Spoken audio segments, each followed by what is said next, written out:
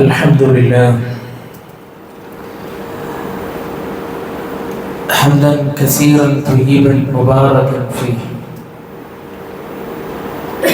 اللهم صل على محمد وعلى آل محمد كما صليت على إبراهيم وعلى آل إبراهيم إنك حميد مجيد.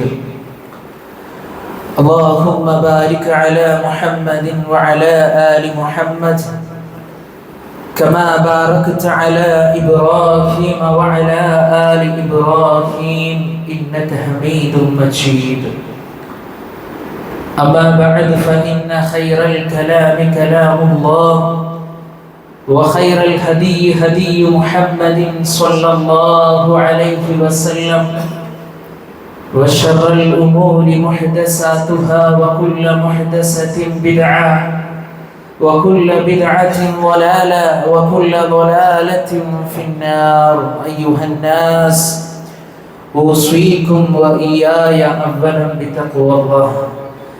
يا أيها الذين آمنوا اتقوا الله حق تقاته ولا تموتن إلا وأنتم مسلمون. أعوذ بالله من الشيطان الرجيم.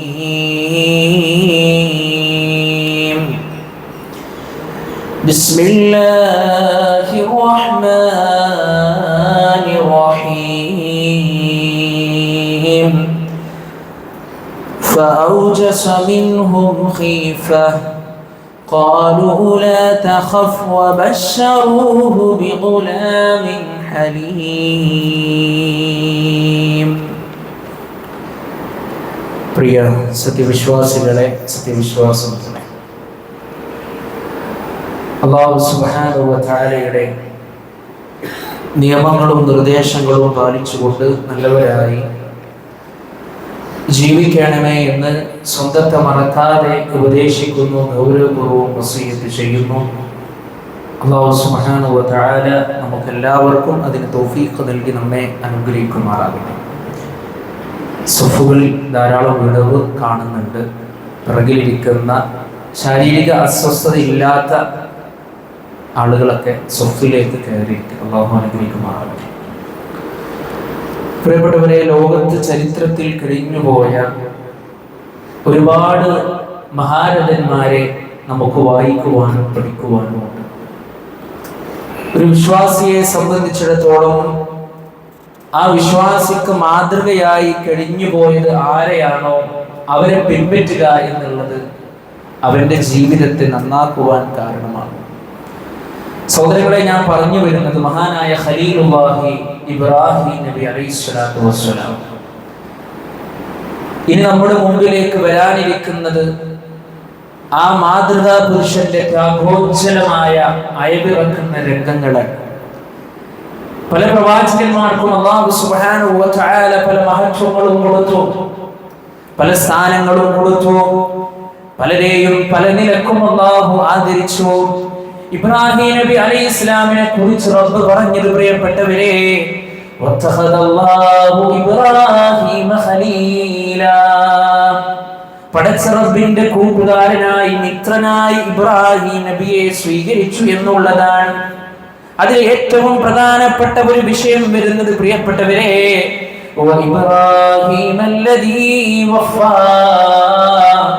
എല്ലാ പടച്ച റബ്ബ് കൽപ്പിച്ച എല്ലാ കാര്യങ്ങളും ജീവിതത്തിൽ കൊണ്ടുവന്ന ഇബ്രാഹിം നബി അലൈഹിസ്സലാത്തു വസ്സലാം എന്തിനേറെ ഇബ്രാഹിം റബ്ബുഹു ബികലിമാതിൻ ഫഅതമ്മഹുന്ന, ചില വിഷയങ്ങളാൽ ഇബ്രാഹിം നബി അലൈഹിസ്സലാത്തു വസ്സലാമിനെ പരീക്ഷിച്ചപ്പോൾ ആ പരീക്ഷണത്തിലെല്ലാം വിജയം കൈവരിച്ച ഇബ്രാഹിം നബി അലൈഹിസ്സലാത്തു വസ്സലാം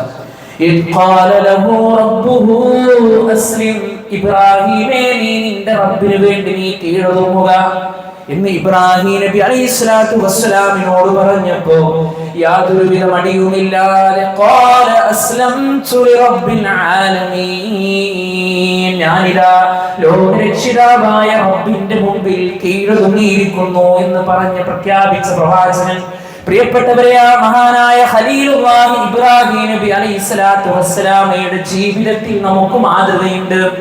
സ്വർഗ്ഗത്തെ ആഗ്രഹിക്കുന്നവർക്ക് മാതൃകയുണ്ട്. എത്രയെത്ര പരീക്ഷണത്തിന്റെ രാവുകളാണ് ആ പ്രവാചകന്റെ ജീവിതത്തിലൂടെ കടന്നുപോയത്. തന്റെ കുടുംബത്തിൽ നിന്നും, തന്റെ കുടുംബത്തിലെ പിതാവിൽ നിന്നും, അവിടുത്തെ നാട്ടുകാരിൽ നിന്നും, ആ നാട്ടിലെ ഭരണാധികാരികളിൽ നിന്നുമെല്ലാം പല രൂപത്തിൽ പ്രയാസങ്ങൾ അനുഭവിച്ചു. അതിൽ ഏറ്റവും വലിയ പ്രയാസം എന്ന് പറഞ്ഞാൽ പടച്ച റബ്ബിന്റെ പരീക്ഷണത്തിലൂടെ കടന്നുപോയ രംഗം എന്നുള്ളത് അദ്ദേഹത്തിന് മക്കളുണ്ടായില്ല എന്നുള്ളതാണ്. നോക്കിയേ പ്രിയപ്പെട്ടവരെ, 99-100 വയസ്സ് വരെ തന്റെ ജീവിതത്തിൽ തനിക്കൊന്ന് സന്തോഷിക്കുവാൻ, തനിക്കൊന്നു ആനന്ദിക്കുവാൻ, തനിക്കൊരു കൺകുളിർമ ലഭിക്കുവാൻ അദ്ദേഹത്തിന് പടച്ച റബ്ബ് ഒരു മകനെ കൊടുത്തിട്ടില്ല, ഒരു കുട്ടിയെ കൊടുത്തിട്ടില്ല. ഈ ഒരു പരീക്ഷണം വരുമ്പോഴാണ് പ്രിയപ്പെട്ടവരെ നമ്മുടെയൊക്കെ നാടുകളിലുള്ള ആളുകള് ഇസ്ലാം പഠിപ്പിക്കാത്ത മേഖലയിലേക്ക് കടന്നുപോയത്. എന്നാൽ ഈ പരീക്ഷണത്തിലും മഹാനായ ഖലീലുല്ലാഹി ഇബ്രാഹിം നബി അലൈഹിസ്സലാത്തു വസ്സലാം വിജയിച്ചു. പരിശുദ്ധ ഖുർആൻ സൂറത്തുൽ ദാരിയാത്തിലൂടെ ഇബ്രാഹിം നബി അലൈഹിസ്സലാത്തു വസ്സലാമയുടെ വീട്ടിലേക്ക് വന്ന 2 മലക്കുകളുടെ സന്തോഷ വാർത്ത അറിയിക്കുന്നുണ്ട്. ഫൗജസ മിൻഹും ഖീഫ ഖാലൂ ലാ തഖഫ് വബശറൂഹു ബിഗുലാമിൻ ഹലീം. നിങ്ങൾ ദുഃഖിക്കേണ്ടതില്ല, നിങ്ങൾ വിഷമിക്കേണ്ടതില്ല, വിവേകമുള്ള വിവരമുള്ള ഒരു കുട്ടിയെ കുറിച്ച് നിങ്ങൾക്ക് സന്തോഷ വാർത്തയുണ്ട്. ഇബ്രാഹിം നബിക്ക് സന്തോഷമായി. കാരണം കാലങ്ങൾക്ക് ശേഷം കാത്തുനിന്ന് കൊതിച്ച് ആഗ്രഹിച്ച് പ്രാർത്ഥിച്ച് പടച്ച റബ്ബ് ഒരു കുട്ടിയെ കൊടുക്കുകയാണ്. പക്ഷേ ആ സന്തോഷം അധിക കാലം നീണ്ടു നിന്നില്ല. ആ കുട്ടി സ്വന്തമായി നടക്കുവാനും അതുപോലെ തന്നെ ഓടുവാനും, ഒരു പിതാവിന് തന്റെ കുട്ടിയിൽ നിന്ന് കൺകുളിർമ ലഭിക്കുന്ന ആ പ്രായമെത്തിയപ്പോൾ, ആ ചരിത്രം ഞാൻ കൂടുതൽ വിശദീകരിക്കുന്നില്ല, നമുക്കറിയാം. ചില കാര്യങ്ങൾ പ്രത്യേകം ഉണർത്തുവാൻ വേണ്ടി അതിലൂടെ കടന്നു വരുന്നു എന്ന് മാത്രം. ആ സന്ദർഭത്തിൽ പടച്ച റബ്ബ് വീണ്ടും പരീക്ഷിക്കുകയാണ്. فلما بلغ معه السعي قال يا بني إني أرى في المنام أني أذبحك فانظر ماذا ترى. ആ കുട്ടി ഇങ്ങനെ ഒരു ഓടുവാനും നടക്കുവാനും ഒക്കെ പ്രായമെത്തിയപ്പോൾ ആ മകനെ വിളിച്ചുകൊണ്ട് ഇബ്രാഹിം നബി അലൈഹിസ്സലാത്തു വസ്സലാം പറയുകയാണ്, ഇന്നി അറാ ഫിൽ മനാമി അന്നി അദ്ബഹുക. എന്റെ പൊന്നുമകനെ, നിന്നെ ബലിയറുക്കുന്നതായി, നിന്നെ ബലിയറുക്കുവാനായിട്ടുള്ള ഒരു സ്വപ്നം ഉപ്പ കണ്ടിട്ടുണ്ട് മോനെ. മോന്റെ അഭിപ്രായം എന്താണെന്ന് ചോദിക്കുമ്പോ ആ ഇബ്രാഹിം നബി അലൈഹിസ്സലാത്തു വസ്സലാമയുടെ പ്രാർത്ഥനയും പ്രിയപ്പെട്ടവരെ ആ മകന്റെ മറുപടിയും നമ്മൾ കൃത്യമായി കൊണ്ട് പഠിക്കേണ്ടതുണ്ട്. എന്താണ് ആ പിതാവ് പ്രാർത്ഥിച്ചത്? പഠിച്ചോനെ, എനിക്കൊരു ആൺകുട്ടിയെ തരണം എന്നല്ല, എനിക്കൊരു പെൺകുട്ടിയെ തരണമെന്നല്ല പ്രിയപ്പെട്ടവരെ നമുക്ക് പ്രാർത്ഥിക്കാം. പക്ഷെ അദ്ദേഹത്തിന്റെ പ്രാർത്ഥന വിശുദ്ധ ഖുർആൻ പ്രത്യേകമായി എടുത്തു പറഞ്ഞു, റബ്ബി ഹബിലി മിനസ് സ്വാലിഹീൻ. പഠിച്ചോനെ, സ്വാലിഹായ ഒരു നല്ല സന്താനത്തെ എനിക്ക് നീ തരണമെന്നാണ് ആ മകനോട് അഭിപ്രായം ചോദിച്ചപ്പോ ആ മകന്റെ അഭിപ്രായം പരിശുദ്ധ ഖുർആൻ പറയുകയാണ്, يا أبت افعل ما تؤمر ستجدني إن شاء الله من الصابرين. പൊന്നുപിതാവേ, താങ്കളോട് അല്ലാഹു സുബ്ഹാനഹു വ തആല എന്താണോ പ്രഖ്യാപിച്ചത്, എന്താണോ അങ്ങയോട് പറഞ്ഞത്, അതുപോലെ താങ്കൾ പ്രവർത്തിച്ചു കൊള്ളുക പിതാവേ. നാളെ ക്ഷമിക്കുന്നവരുടെ കൂട്ടത്തിൽ എന്നെ നിങ്ങൾക്ക് കാണാമെന്നാണ്. പ്രിയപ്പെട്ടവരെ, നല്ല ഒരു പിതാവ്, നല്ല ഒരു മകൻ.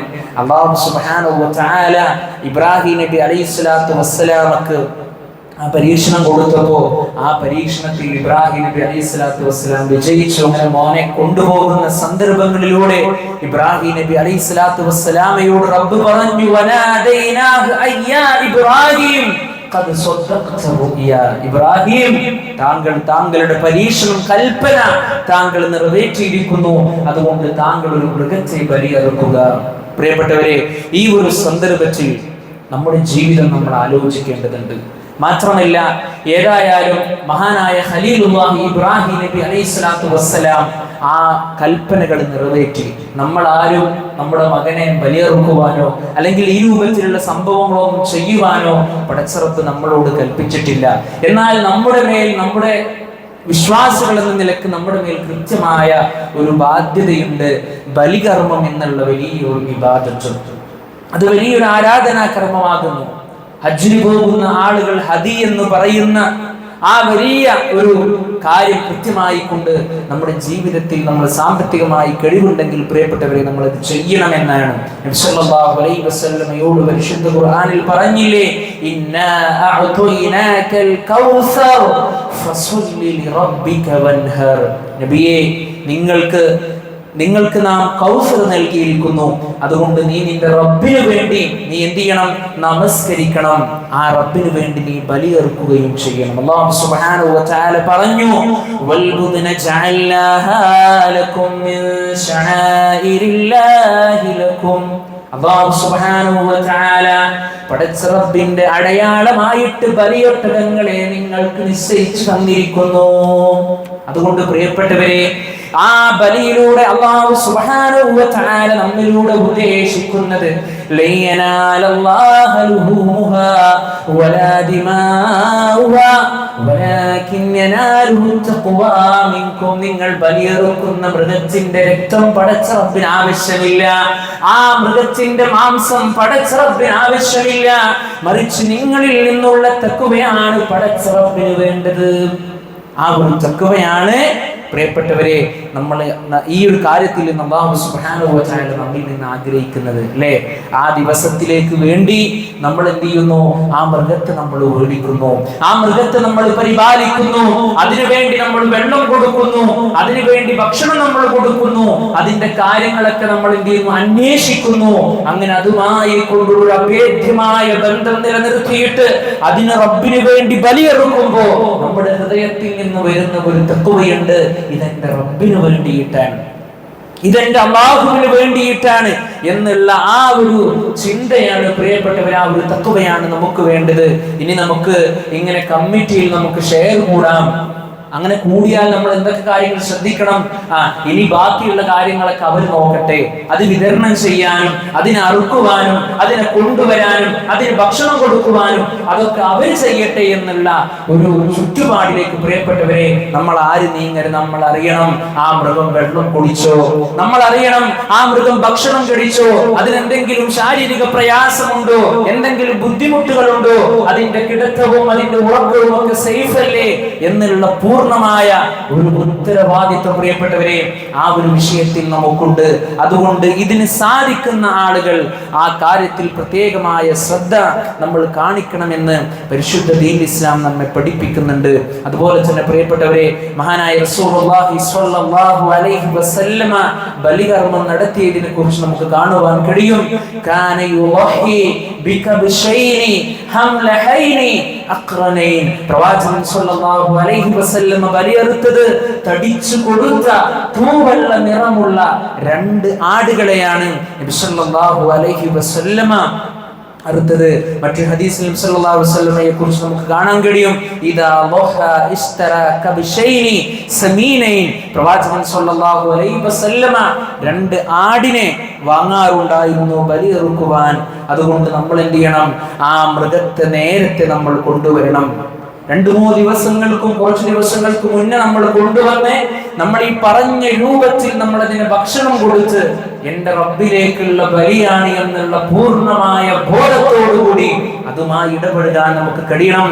സ്വഹാബികൾ പറയുകയാണ്, കുന്നാ നുസമ്മിനുൽ അൽഹിയ്യത ബിൽ മദീന. ഞങ്ങൾ മദീനയിലേക്ക് നേരത്തെ തന്നെ ഞങ്ങൾ ബലിമൃഗത്തെ കൊണ്ടുവരുമായിരുന്നു. എന്നിട്ട് ആ ബലിമൃഗത്തെ ഞങ്ങൾ ഞങ്ങൾ ഇങ്ങനെ തടിച്ച് കൊഴുപ്പിക്കുമായിരുന്നു. അതിനുവേണ്ട ഭക്ഷണവും വെള്ളവും ഒക്കെ കൊടുത്തിട്ട് അങ്ങനെ മുസ്ലിമീങ്ങൾ എല്ലാവരും മദീനയിൽ അങ്ങനെ ചെയ്യാറുണ്ടായിരുന്നു. പ്രിയപ്പെട്ടവരെ, അങ്ങനെ നമ്മൾ വാങ്ങുമ്പോൾ നമ്മൾ ശ്രദ്ധിക്കണം. ആ ബലിമൃഗത്തെ നമ്മൾ വാങ്ങി, ഒരു ബലിമൃഗത്തെ നമ്മൾ വാങ്ങി, അങ്ങനെ ആ ബലിമൃഗത്തേക്കാൾ നല്ലതിനെ നമ്മൾ കണ്ടു എന്ന് പറഞ്ഞാൽ നല്ല ശാരീരിക രൂപത്തിൽ അല്ലെങ്കിൽ നല്ല തടിച്ചു കൊടുത്ത ആ രൂപത്തിൽ കണ്ടപ്പോൾ ഒന്നുകൂടി മെച്ചപ്പെട്ടത് അതല്ലേ, അത് മേടിക്കാം എന്ന് പറഞ്ഞ് എന്ത് ചെയ്തു, നമുക്ക് തീരുമാനിച്ചു നമ്മൾ അത് വാങ്ങി. എന്നാൽ ആദ്യം വാങ്ങിയതിനേക്കാൾ വില കുറവിന് വേറൊന്ന് കണ്ടു, ആദ്യം വാങ്ങിയതിനേക്കാൾ വില കുറവുള്ള വേറൊന്നിനെ കണ്ടു. അപ്പൊ നമ്മൾ എന്ത് ചെയ്യാൻ പാടില്ല, അതും ഒരു അഡ്ജസ്റ്റ്മെന്റ് ചെയ്യാൻ പാടില്ല. സ്വഹാബികൾ പറയുന്നു, ബലിമൃഗത്തെ ഞങ്ങൾ വാങ്ങുമായിരുന്നു.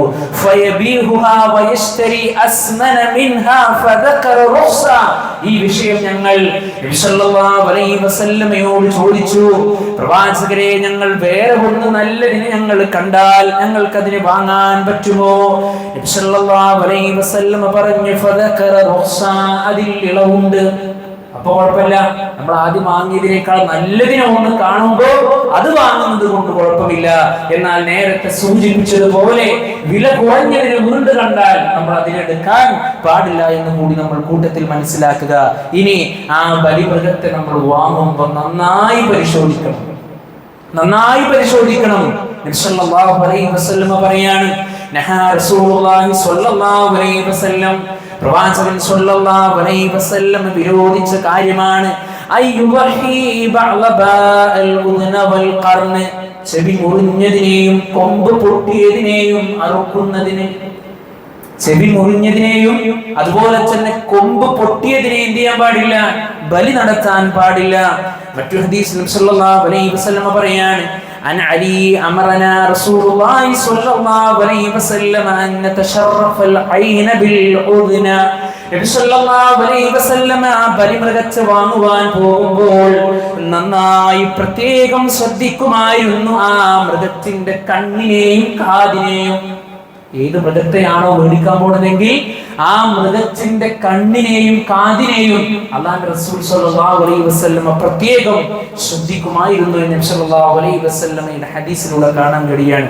എന്നിട്ട് പ്രവാചകൻ സ്വല്ലല്ലാഹു അലൈഹി വസല്ലം പഠിപ്പിക്കുന്നു, വഅല്ലാ യുഹീ ബിമുഖാബലത്തിൻ, ഒരാളും തന്നെ ബലികർമ്മം നടത്താൻ പാടില്ല ഏത് രൂപത്തിലുള്ള മൃഗത്തെ, ചെവിയുടെ അറ്റം മുറിഞ്ഞതിനെ, ചെവിയുടെ അറ്റം മുറിഞ്ഞ ഒരു മൃഗത്തെ എന്ത് ചെയ്യാൻ പാടില്ല, ബലിയറുക്കാൻ പാടില്ല.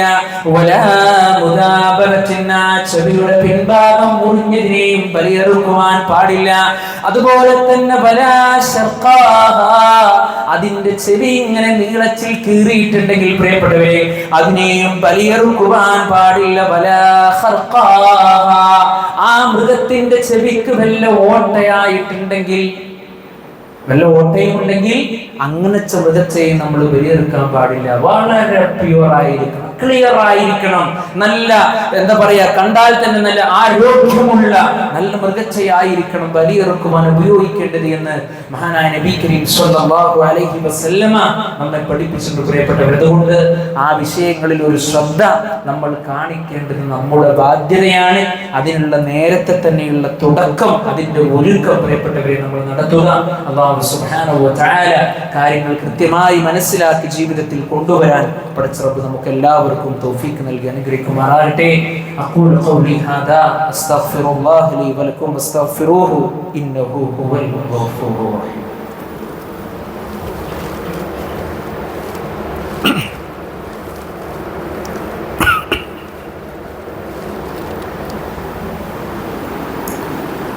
അൽഹംദുലില്ലാഹ്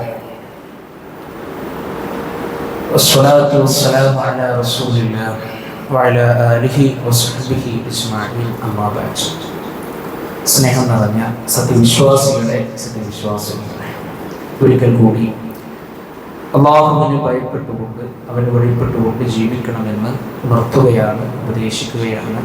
അല്ലാഹു സുബ്ഹാനഹു വ തആല നമുക്കെല്ലാവർക്കും അതിന് തൗഫീഖ് നൽകി നമ്മെ അനുഗ്രഹിക്കുമാറാകട്ടെ. മഹാനായ നബി കരീം സ്വല്ലല്ലാഹു അലൈഹി വസല്ലമ ഈ ബലികർമ്മത്തിന്റെ സമയം നമ്മളെ പഠിപ്പിക്കുകയാണ്. ഇന്ന അവ്വല മാ നബ്ദഉ ബിഹി ഫീ യൗമിനാ ഹാദാ അൻ നുസല്ലി. സ്വഹാബികൾ റസൂൽ സ്വല്ലല്ലാഹു അലൈഹി വസല്ലമയുടെ ആ ദിവസത്തിന്റെ ചര്യ നമ്മളെ പഠിപ്പിക്കുകയാണ്. അവരാദ്യം ചെയ്യാറുള്ളത് നമസ്കരിക്കും. സുമ്മ നർജിഉ, പിന്നെ ഞങ്ങൾ മടങ്ങും. ഫനൻഹറു, പിന്നെ ഞങ്ങൾ ആ ബലികർമ്മം ഞങ്ങൾ നിർവഹിക്കും.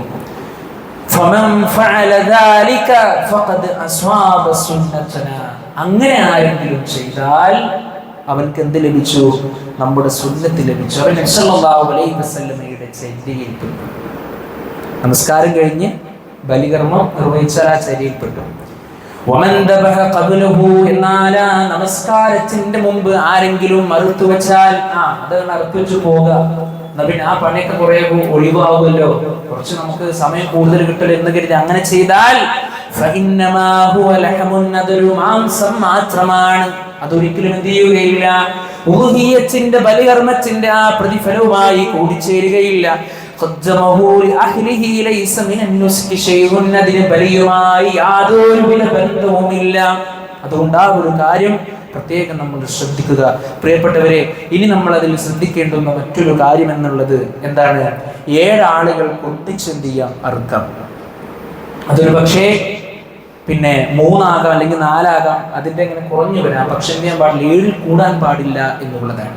ആ വിഷയത്തിൽ മഹാനായ നബി കരീം സല്ലല്ലാഹു അലൈഹി വസല്ലം പഠിപ്പിച്ചു, അൽ ബഖറത്തു അൻ സബ്ആ, 7 ആളുകൾക്ക് ചേർന്ന ഒരു പശുവിനെ അറുക്കാം.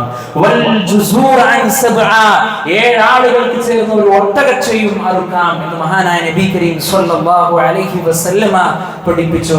മഹാനായ ജാബിർ റളിയല്ലാഹു അൻഹു പറയുകയാണ്, നഹർനാ, ഞങ്ങൾ ബലികർമ്മം നടത്തുകയുണ്ടായി, മഅൻ നബി സല്ലല്ലാഹു അലൈഹി വസല്ലം, പ്രവാചകൻ സല്ലല്ലാഹു അലൈഹി വസല്ലമയുടെ കൂടെ. എവിടെയാണ്? ബിൽ ഹുദൈബിയ, ഹുദൈബിയയിൽ വെച്ചുകൊണ്ട്. അൽ ബുദ്ന, ഒരു ഒട്ടകത്തെ. എത്ര പേർ ചേർന്നിട്ടാ? അൻ സബ്അത്ത്, 7 ആളുകൾ ചേർന്നുകൊണ്ട് ഞങ്ങൾ എന്ത് ചെയ്തു? ഹുദൈബിയയിൽ വെച്ചുകൊണ്ട് ഞങ്ങൾ ഒരു ഒട്ടകത്തെ ബലിയെറുത്തു എന്ന് മഹാനായ ജാബിർ റളിയല്ലാഹു അൻഹു വിശദീകരിച്ചു വരികയാണ്. പ്രിയപ്പെട്ടവരെ, അതുകൊണ്ട് ആ മൃഗങ്ങളെ കൃത്യമായി കൊണ്ട് സംരക്ഷിക്കുകയും അതിനുവേണ്ടി കൃത്യമായി കൊണ്ട് നമ്മൾ തയ്യാറെടുക്കുകയും ഇനി സ്വന്തമായിട്ട് അതിനെ അറുക്കാൻ കഴിയുമെങ്കിൽ അങ്ങനെ അറുക്കാൻ നമുക്ക് സാധിക്കുമെങ്കിൽ അതാണ് ഏറ്റവും നല്ലത്, അല്ലെ? ഇനി അതിന് കഴിയുന്നില്ലെങ്കിൽ മറ്റാരെ കൊണ്ടെങ്കിലും നമുക്ക് അർപ്പിക്കാം. സ്വഹാബികൾ പറയുന്നു, നബി സ്വല്ലല്ലാഹു അലൈഹി വസല്ലമ നമ്മൾ നേരത്തെ പറഞ്ഞ ഹദീസാണ്. 2 ആടുകളെ പ്രവാചകൻ സ്വല്ലല്ലാഹു അലൈഹി വസല്ലമ എന്തിതു? ബലികർമ്മം നിർവഹിച്ചു. ഫറഅയ്തുഹു വാലിഅൻ ഖദമഹു അലാ സഫാഹൈഹിമാ യുസമ്മി വയുഖബ്ബിർ വദബഹുമാ ബിയദിഹി. നബി സ്വല്ലല്ലാഹു അലൈഹി വസല്ലമ ആ ബലിമൃഗത്തെ ചെരിച്ചു കിടത്തി അതിന്റെ പാർശ്വഭാഗത്ത് കാല് കയറ്റി വെച്ചുകൊണ്ട് അല്ലാഹുവിന്റെ റസൂൽ സ്വല്ലല്ലാഹു അലൈഹി വസല്ലമ യുസമ്മി വയുഖബ്ബിർ. കഴിഞ്ഞ ആഴ്ച നമ്മൾ പറഞ്ഞ വിഷയമാണ് ബിസ്മി ചൊല്ലേണ്ടുന്ന സന്ദർഭം, അല്ലേ? ആ ബിസ്മില്ല എന്ന് പറയുകയും അല്ലാഹു അക്ബർ എന്ന് പറഞ്ഞുകൊണ്ടാണ് അല്ലാഹുവിന്റെ റസൂൽ സ്വല്ലല്ലാഹു അലൈഹി വസല്ലമ ആ മൃഗത്തെ ബലിയെറുത്തത് എന്ന് ഹദീസിലൂടെ നമുക്ക് കാണുവാൻ കഴിയുന്നു. പ്രിയപ്പെട്ട സഹോദരങ്ങളെ, അതുകൊണ്ട് സാമ്പത്തികമായി ശേഷിയുണ്ടെങ്കിൽ, സാമ്പത്തികമായി നമ്മെ സംബന്ധിച്ചിടത്തോളം അതിന് കഴിവുണ്ടെങ്കിൽ, പ്രിയപ്പെട്ടവരെ, നമ്മൾ ആ രൂപത്തിൽ നമ്മുടെ കുടുംബത്തിന് വേണ്ടി നമുക്കൊരു മൃഗത്തെ ബലിയെറുക്കാം. ഇനി അങ്ങനെ കഴിയുന്നില്ല എങ്കിൽ നമ്മൾ നേരത്തെ പറഞ്ഞതുപോലെ നമ്മുടെ നാടുകളിൽ അതുപോലെ തന്നെ മറ്റുള്ള സംവിധാനങ്ങളിലൊക്കെ ഉള്ളതിൽ നമുക്ക് പങ്കുചേരാം. ഇതിനേക്കാൾ ഏറ്റവും ഒക്കെ ഉപരി നമ്മുടെ പള്ളികളിൽ നടക്കുന്ന ഇത്തരത്തിലുള്ള സംരംഭങ്ങളിൽ നമുക്ക് കൂടാനാണ്. ഇൻഷാ അല്ലാഹ് ആ ഒരു വിഷയം നമ്മുടെ പള്ളിയിൽ നമ്മൾ സംഘടിപ്പിക്കുന്നു. ഇൻഷാ അല്ലാഹ് ഒരാളുടെ വിഹിതം 6000 രൂപയാണ്. അപ്പൊ താല്പര്യമുള്ള അള്ളാഹുവിന്റെ മാർഗത്തിൽ ആ പ്രതിഫലങ്ങളൊക്കെ വാരിക്കൂട്ടുവാൻ നമ്മൾ തയ്യാറെടുത്ത് നിൽക്കുന്ന ഈ ഒരു സമയത്ത് പ്രിയപ്പെട്ടവരെ, അതിനുവേണ്ടി നമ്മൾ പ്രത്യേകം നമ്മൾ ശ്രദ്ധ കാണിക്കുക. നമ്മുടെ പള്ളി ഭാരവാഹികളുമായി നിങ്ങളത് സമീപിച്ച് ആ ഒരു വിഹിതം നിങ്ങൾ കൊടുക്കുക. അല്ലാഹു സുബ്ഹാനഹു വ തആല നമുക്ക് എല്ലാവർക്കും തൗഫീഖ് നൽകി അനുഗ്രഹിക്കുമാറാകട്ടെ. പ്രിയപ്പെട്ടവരെ, നമ്മുടെയൊക്കെ ജീവിതത്തിൽ നമുക്ക് സൗകര്യങ്ങൾ ദൈനംദിനം കൂടിക്കൊണ്ടിരിക്കുകയാണ്. പടച്ചറബിന്റെ അനുഗ്രഹം കൊണ്ട് എത്ര സുഖസുന്ദരമായിട്ടാണ് AC-യും ഫാനും മറ്റു സെറ്റപ്പോടുകൂടി നമ്മൾ അല്ലാഹുവിന്റെ പള്ളിയിൽ ഇരിക്കുന്നത്. അല്ലാഹു സുബ്ഹാനഹു വ തആല നാളെ ആദ്യമായി നമ്മുടെ മേൽ വിചാരണ ചെയ്യുന്ന വിഷയം എന്താ? നമ്മുടെ വേറുള്ള ഒരു മേഖലയില്ല. ആദ്യമായിട്ട്